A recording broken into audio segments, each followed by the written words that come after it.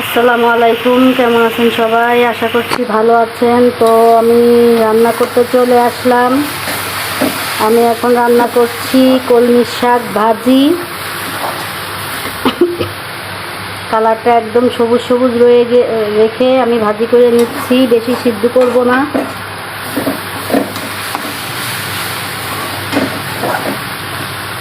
চিংড়ি মাছ দিয়ে কলমি শাক ভাজি। আর রান্না করব আমি এখানে নদীর ছোট মাছ, পাঁচমিশালি ছোট মাছ, শুধু পেঁয়াজ দিয়ে চচ্চড়ি। এখানে আমি রেডি করে নিয়েছি সব কিছু। এখন এটা আমি ভালোভাবে মাখিয়ে নেব।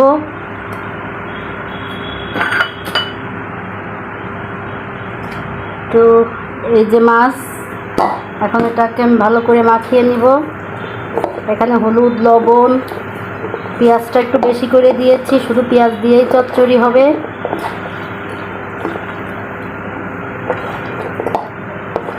তো আমি এক হাতে ভিডিও করছি, ফোনটা ধরে ভিডিও করছি জন্য কড়াইটা নড়ছে বারবার।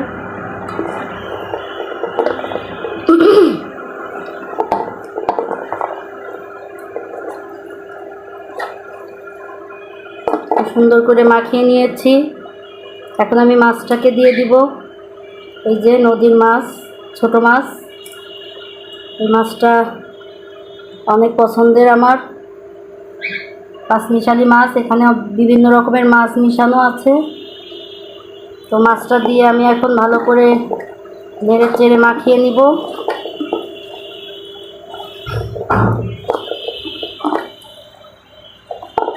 তো আমার চচ্চড়িটা মাখানো শেষ।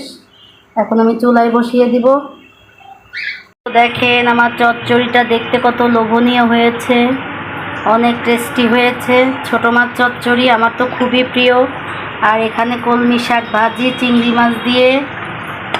তো রান্নাবান্না প্রায় শেষ। এখানে ভাতও হয়ে গিয়েছে। এখানে আমি ফুলকপি আলু দিয়ে কালবাউস মাছ রান্না করব। মাছটা আমি ভেজে রেখেছি। এখানে ফুলকপি আলুটাও ভেজে নিয়েছি। আমি সব সময় ফুলকপিটা একটু ভেজে রান্না করি, তাহলে আমার মনে হয় তরকারিটা বেশি টেস্টি হয়। আর এখানে আমি মশলাটা কষিয়ে নিচ্ছি। এখানে আমি বেশি করে পানি দিয়েছি মশলার মধ্যে। এখন আমি সুন্দর করে তেল ওঠা পর্যন্ত কষিয়ে নেব, তারপরে তরকারিটা দিয়ে ঝোল দিয়ে দিব। তো এই আজকের আমার সিম্পল রান্না দুপুরের। আর অনেক দিন আমার পাখি শেয়ার করি না। এই যে টিয়া পাখি, আর এই পাখিটার নাম টিপু, আমার ছেলের। আর উপরে একটা পাখি ডিম পেড়েছে, ভিতরে আছে, আর এটা বাইরে বসে আছে। আর দুঃখের বিষয়, আমার পাখিটা অসুস্থ। আর একটা পাখি আমি চোখটা একটু পরিষ্কার করে দিয়েছি, আরেকজনও অসুস্থ হয়ে গিয়েছে ওর পাশে থেকে থেকে। তো ভয় পাচ্ছে ফোন দেখে। যাই হোক, তো ভিডিওটা যদি ভালো লাগে লাইক কমেন্ট করবেন, শেয়ার করবেন, সাবস্ক্রাইব করবেন। আমার ফেসবুক পেজে ফলো দিয়ে আমার পাশে থাকবেন। সবাই সুস্থ থাকবেন, ভালো থাকবেন। আল্লাহ হাফেজ।